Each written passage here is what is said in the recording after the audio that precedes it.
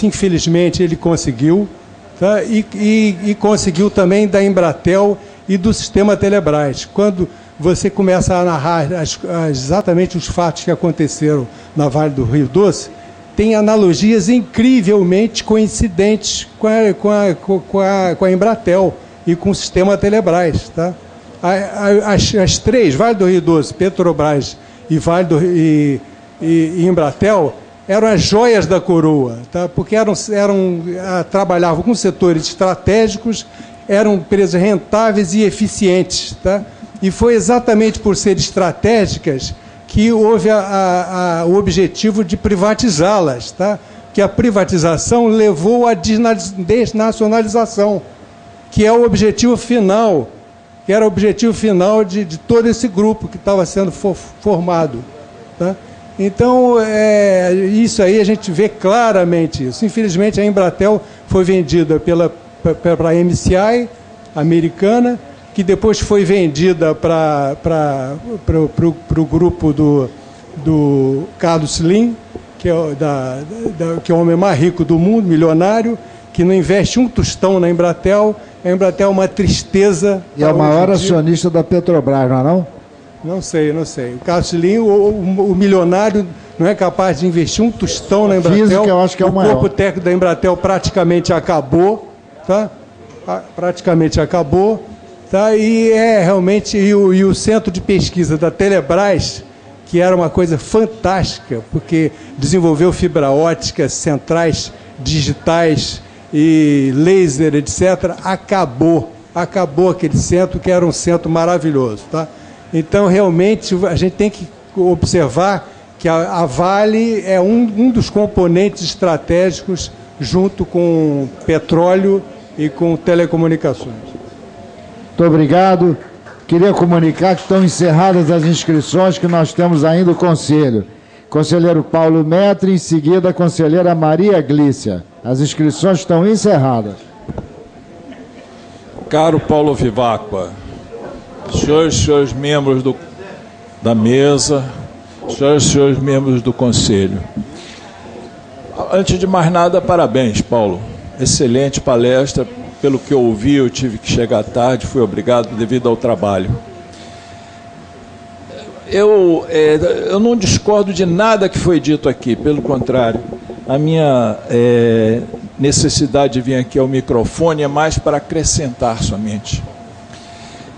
Eu acho que eu tive vendo recentemente, foi ontem, o número de thinking tanks existentes no Brasil e o número de thinking tanks existentes nos Estados Unidos. No Brasil, se não me falha a memória, são cerca de 80 e tantos. Né? A cidade de Washington tem 800. Bem, então, esse preâmbulo é para dizer que nós precisamos, além de tudo que foi analisado e recomendado, nós precisamos, talvez, pensar em começar a amadurecer um projeto Brasil. Projeto Brasil como um país soberano, um país democrático, obviamente, um país que vai despontar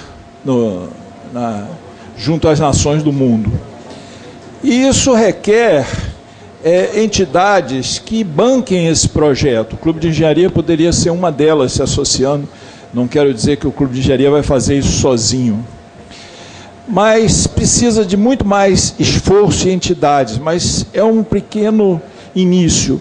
Por exemplo, mas tem as atividades pessoais também que podem ser feitas. Todo mundo aqui critica a mídia.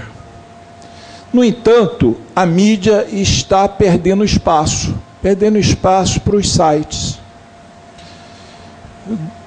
O Gutenberg quebrou a hegemonia da igreja na comunicação, isso lá na Idade Média.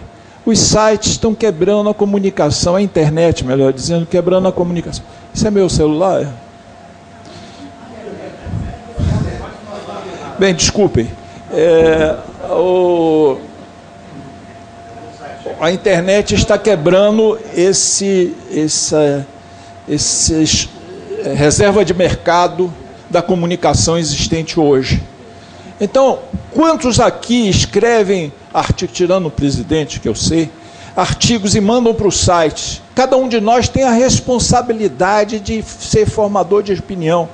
Nós conseguimos concluir tudo isso que nós ouvimos hoje. Nós temos que interferir. A EPET eu acho brilhante, desde o Heitor Pereira, o memorável Heitor Pereira, constituiu uma cadeia de 60 TVs no Brasil inteiro, algumas comunitárias, outras TVs alternativas. A EPET paga as TVs que requerem pagamento, e os programas, corrija-me, Fernando Siqueira, se por acaso eu estou errado, os programas Debate Brasil, que são excelentes, produzidos pela EPET, são transmitidos em 60 cidades nesse país. O Clube de Engenharia não faz nada. O Clube de Engenharia poderia ter um programa idêntico ao Debate Brasil na TV comunitária. O Paulo Viváqua deveria fazer o primeiro programa do Clube de Engenharia. Um programa semanal. Depois outros conselheiros aqui poderiam ir, convidados, poderiam fazer programa também. A luta é árdua. Nós somos poucos, nós somos pequenos, mas nós temos que batalhar. Não adianta nada nós ficamos nos autocurtindo, falando a verdade para o Paulo, que a palestra dele é excelente, mas fica confinada dentro desse conselho. Que impacto! Eu concordo com tudo que a Fátima falou, que nós precisamos comunicar isso através de comunicação que a sociedade entenda mais, que é o WhatsApp, etc, etc. Mas temos também que atacar os formadores de opinião, que estão aí sedentos por informações corretas. A Globo News me faz um debate recentemente sobre petróleo, e tinham 3 cidadãos. Era uma mesa de debates, mas o que só tinha concordâncias na mesa, não havia debate. Todos eles concordavam que a Petrobras tinha que deixar de ser operadora única nos contratos de partilha. Todos concordavam que a Petrobras não tinha que ter 30% dos consórcios. Todos concordavam que era melhor voltar ao sistema de concessão. Todos concordavam que não poderia ter mais a exigência de conteúdo nacional. Que deu debate? Onde é que está? Tinha um professor universitário que é uma vergonha. A universidade brasileira hoje é uma vergonha, porque ela serve hoje a esse capitalismo que é externo. Não é nem um capitalismo nacional. Ela serve aos interesses estrangeiros. Bem, senhores, eu já estou me perdendo na minha emoção. Muito obrigado, Paulo. Obrigado. Conselheira Maria Glícia, em seguida, conselheiro Balaciano. Desculpe. Tá. Maria Glícia, em seguida, conselheiro Balaciano. Cumprimento os demais membros da mesa, na presença do senhor presidente, nosso palestrante, os senhores conselheiros. Boa noite a todos. Inicialmente, eu gostaria de parabenizar o nosso palestrante, o Dr. Paulo Viváqua, pela sua brilhante aula, aonde nós tivemos a oportunidade de ver o que significa os recursos naturais, os recursos minerais, em diferentes contextos. Primeiramente, no contexto do desenvolvimento econômico. O Dr. Paulo nos realçou e citou exemplos, exemplificando o impacto no PIB, do que significa o setor mineral para um país, para a economia de um país, gerando empregos e desenvolvendo a economia. O Dr. Paulo também realçou, como nós conhecemos através da história, alguns exemplos onde mostra que inúmeras guerras tiveram origem a partir dessa disputa dos recursos minerais. Dr. Paulo também realçou a importância da questão da soberania de um país na defesa dos seus recursos minerais. Exemplificou brilhantemente com o caso da Raposa do Sol, da reserva indígena da Raposa do Sol. Doutor Paulo, eu tenho uma preocupação tremenda com essa questão, porque aquilo eu acho que não é mais o território nacional, aquilo já é um território neutro. Se o senhor observar a delimitação da reserva da Raposa do Sol, com a área internacional é uma coincidência perfeita e topograficamente demonstrada em base planimétrica com o limite internacional do Brasil com o país vizinho. Não é mais território nacional, aquilo é um território neutro da comunidade indígena.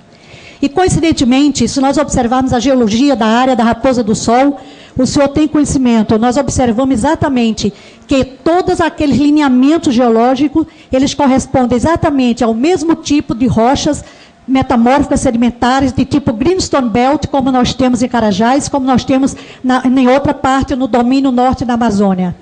É a continuidade de outras províncias carajás que nós temos na Raposa do Sol. Isso nós mostramos, nós demonstramos na CPRM, no Serviço Geológico do Brasil, e nada acontece.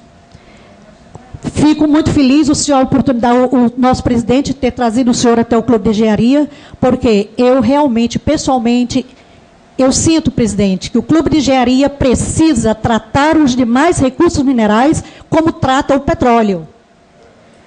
Se o senhor observar, a importância da Vale do Rio Doce e da Petrobras são duas empresas que têm um impacto fantástico na balança comercial desse país.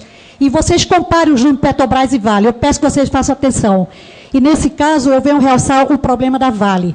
A Vale não é uma empresa só nacional. A Vale tem inúmeras áreas de atuações no exterior.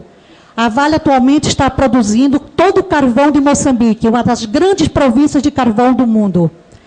A Vale tem no Brasil, o senhor também conhece, detentores de inúmeras áreas importantes de níquel, que hoje é um dos recursos dos metais de maior cotação mineral das commodities, está com níquel.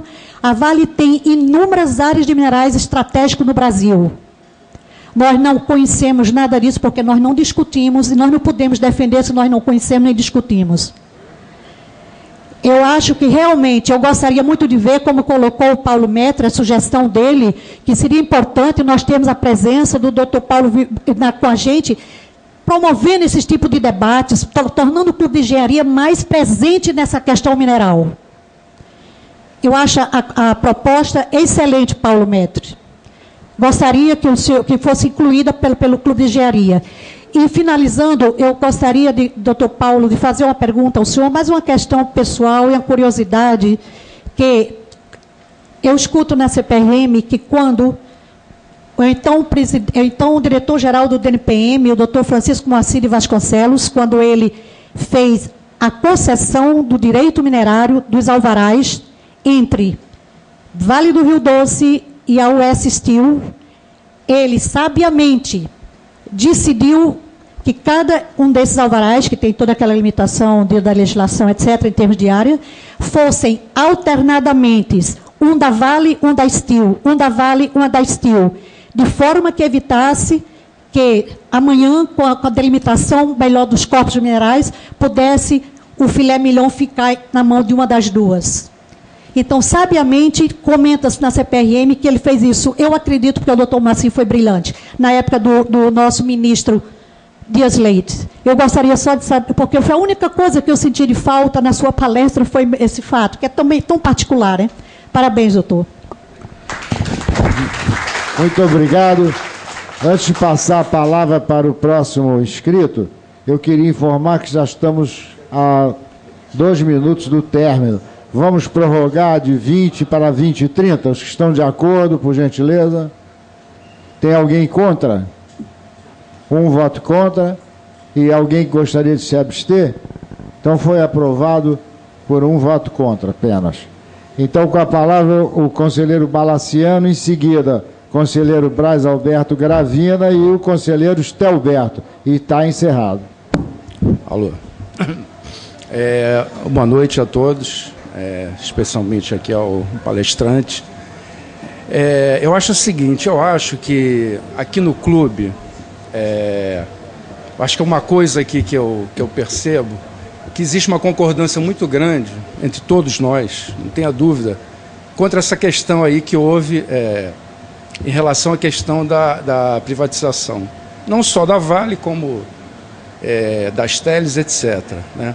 Isso realmente foi um crime contra o nosso país. Acho que isso aí é uma coisa que nos une e que todo mundo já tem isso claro aqui, tá? E que foi aí brilhantemente apresentado. E, por outro lado, a gente vê exatamente, principalmente os Estados Unidos, né, comandando isso, com o objetivo de tentar, em todos os países em que ele vai, ele tentar intervir, etc. E, inclusive, em alguns locais, a gente já viu isso, né, em que ele manda realmente lá bombardear e quem sofre são os civis.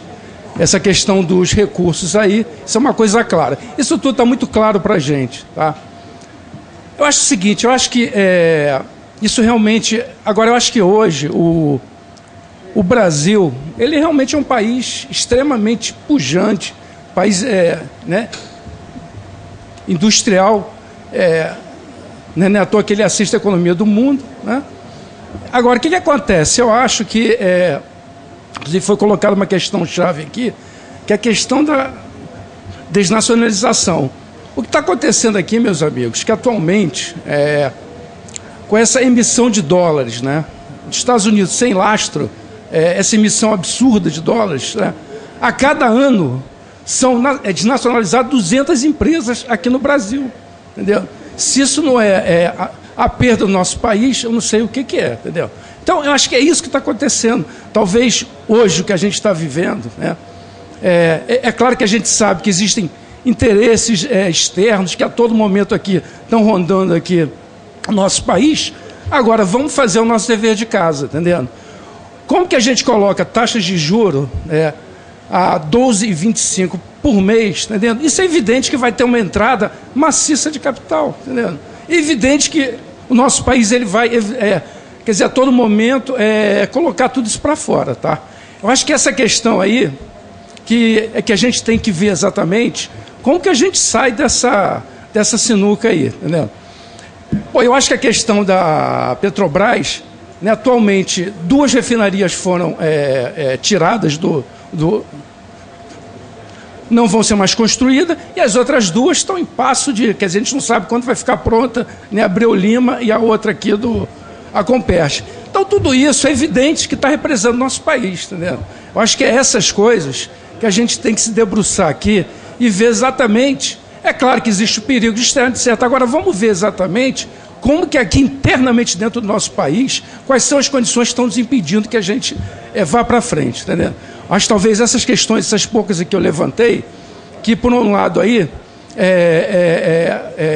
eu acho que é uma coisa que nos dá alguma pista em relação a isso, tá? Muito obrigado. Eu queria concluir, rapidinho, só uma coisa rápida, Francis. Eu queria concluir com uma coisa que talvez o pessoal já tenha visto na internet, quer dizer, uma coisa que está sendo colocada aí, que é o seguinte, hoje a Alemanha é o 3º exportador mundial de café. E ela não tem um pé de café. Quer dizer, como é que ela consegue ser o 3º maior exportador de café sem ter um pé de café? É evidente que o Brasil hoje exporta para a Alemanha e ela realmente, de lá, ela distribui. Agora o pior de tudo isso é que esse Nespresso que a gente toma aqui, é o nosso café que vai para lá, é produzido e volta para cá, entendendo? Então são essas coisas que fazem com que o nosso país ele fique para trás, entendendo? Então não tem dúvida que a gente saiu de um crescimento de 7,5% em 2010 e vamos crescer agora, segundo a projeção aí do Boletim Focus, vamos crescer 0. E alguns até dizendo que a gente vai ter uma recessão. Então acho que essa questão hoje aí não é questão ideológica, não. Isso é questão de sobrevivência para o país. Ou se muda esse modelo, entendeu? Ou se realmente é um modelo que você vai desenvolver o país, ou então, meus amigos, vai ficar muito difícil aí. Nós vamos ficar o tempo todo reclamando da imprensa, reclamando dos estrangeiros, etc. E não vamos fazer o que a gente tem que fazer aqui dentro. Obrigado. Muito obrigado. Só um rápido esclarecimento. Esse grupo que está se reunindo, que vai reunir mais aberto agora, o último nome que se chegou, está aqui o Fernando Siqueira, que tem comparecido, chamar de Aliança pelo Brasil em Defesa da Soberania Nacional. Essa era uma ideia que surgiu. A reunião será, então, no dia 25. Muito bem.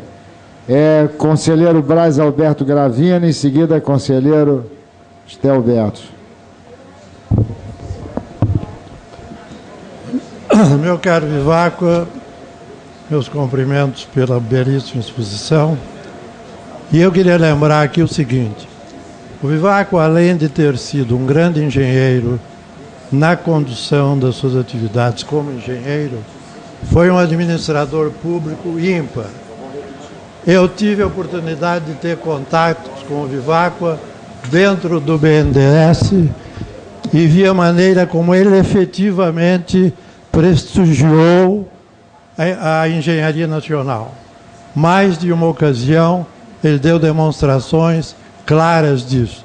Então, quando hoje é importantíssimo falar do caráter do administrador, é preciso que se lembre que o caráter do Viváqua foi um caráter magnífico e que, se os administradores de hoje tivessem um pouquinho desse caráter, nós estaríamos numa situação bem diferente.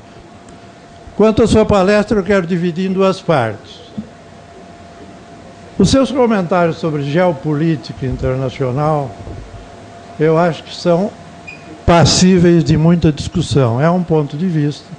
O Noam Chomsky é naturalmente um grande escritor, há outros grandes escritores e pensadores americanos, e você, naturalmente, se filiou a um grupo que pensa de uma determinada forma. Existem outros pensadores e livros tão importantes quanto estes que têm outras posições. Então, respeito o seu ponto de vista, mas não concordo. Quanto à segunda parte da sua exposição, eu acho que você tocou no ponto básico e que é o ponto que tem que ser atacado hoje. A corrupção está destruindo países. Há países da Europa, como da África, destruídos pela corrupção. E eu queria, então, lembrar ao presidente do clube e a outros conselheiros mais antigos que, em 1992, desta tribuna, eu defendi a criação de uma comissão anticorrupção. Isso foi aprovado nesse conselho. Esta comissão, de que eu fiz parte, se reuniu algumas vezes. O presidente do clube era o Raimundo, que oficiou a todos os clubes de engenharia do Brasil para que se reunissem numa grande campanha anticorrupção. E, infelizmente, o Lerner foi desta comissão, que se reuniu aqui algumas vezes. Nós não conseguimos fazer muita coisa, faltou apoio. Mas a ideia de que os engenheiros, na apresentação que eu fiz da proposta para a criação desta comissão, eu diria e disse outro dia aqui no clube, os engenheiros têm uma responsabilidade muito grande no processo de corrupção. Não há nenhuma medição, não há nenhum aditivo que não tenha assinatura do engenheiro. E eu nunca quis, perdoe o Kakov, eu nunca quis punir o engenheiro que fez isto. Mas eu queria, e era a minha proposta naquela ocasião, que esta comissão do clube pudesse receber engenheiros que tivessem sido coagidos, que estivessem sendo coagidos por diretores a assinar coisas com que eles não concordavam. Nós temos que prevenir. O que está acontecendo é que os engenheiros fazem essas coisas por uma questão de sobrevivência e não tem apoio nenhum deste clube. Nós nunca fizemos nada para apoiar esses engenheiros e disseram, não assinem estas coisas que vocês estão assinando as suas atuações muito ruins. Essa curva que você traçou é nítida.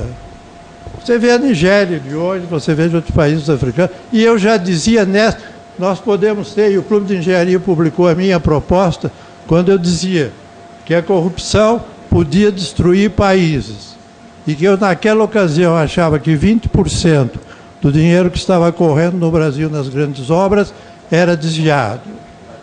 Isso não sensibilizou os outros clubes de engenharia. Então eu queria voltar para dizer, a sua ideia é uma ideia formidável. Se nós tivéssemos continuado em 1992, talvez não estivéssemos nesse estado. E eu queria agora fazer um comentário final sobre o assunto da unanimidade do clube. Hoje o Mestre falou nisso e depois um outro colega falou na unanimidade do clube. eu tenho vindo muito pouco às reuniões do clube, mas eu confesso que nunca vi discussões sobre problemas. Eu vejo discussões enormes sobre estatuto. Eu vejo discussões sobre uma porção de coisas. Não vi aqui, eu me lembro que nesse marco do petróleo novo, eu estive aqui e me manifestei contra. Estou dizendo com toda clareza, me manifestei contra. Eu fui o único voto contra. Ora, um clube que tem uma unanimidade, quando em nenhuma Câmara do Brasil há unanimidade, todos esses problemas estão sendo amplamente discutidos no Senado, na Câmara. No Clube de Engenharia não se discute. Todos têm uma posição só quando se fala de política nacional. E eu acho que essa unanimidade tem que ser reanalisada por nós. Criar um outro grupo de pensamento, pelo menos para se ter o debate, para que as ideias realmente fiquem suficientemente claras. Não ficam claras. Você hoje, por exemplo, falou do programa da Vale do Rio Doce. Eu participei aqui no clube das discussões quando da privatização da Vale do Rio Doce. Houve discussões. Houve partes que ganharam e partes que perderam. Mas uma boa parte do clube era a favor da privatização. Nós tivemos aqui, certo? Então, digamos, eram problemas que estavam sendo discutidos, era uma realidade naquele instante. Eu me lembro que esteve aqui, por exemplo, naquele instante, esse nosso ex-ministro de Minas e Energia, que hoje é do COP, como é o presidente, foi presidente do COP? Pinguelli. O Pinguelli esteve aqui, eu tive a oportunidade de debater muito com o Pinguelli. A grande tese do Pinguelli, veja bem, naquele momento, era que o custo da Vale do Rio Doce devia ser o dobro do que estava sendo pago. Ninguém foi contra. Vejam bem como as realidades mudam. Exato. Não, naquele tempo havia uma realidade da Vale, e a realidade foi colocada aqui. Quando a Vale... O problema é o seguinte, quando se fala qualquer coisa aqui no clube, que não seja uma coisa que todo mundo está de acordo, você não tem mais tempo. Muito obrigado, conselheiro Estelberto, para encerrar.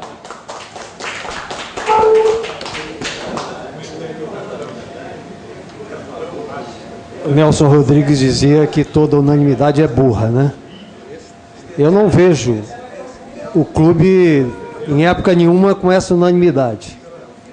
Eu sempre vi debate aqui dentro. Pode ser que nos últimos tempos nós não tenhamos atentado para os problemas que se avizinhavam. Mas eu não vou me colocar nessa questão, porque os que falaram, eu acho que falaram o que eu gostaria de ter falado.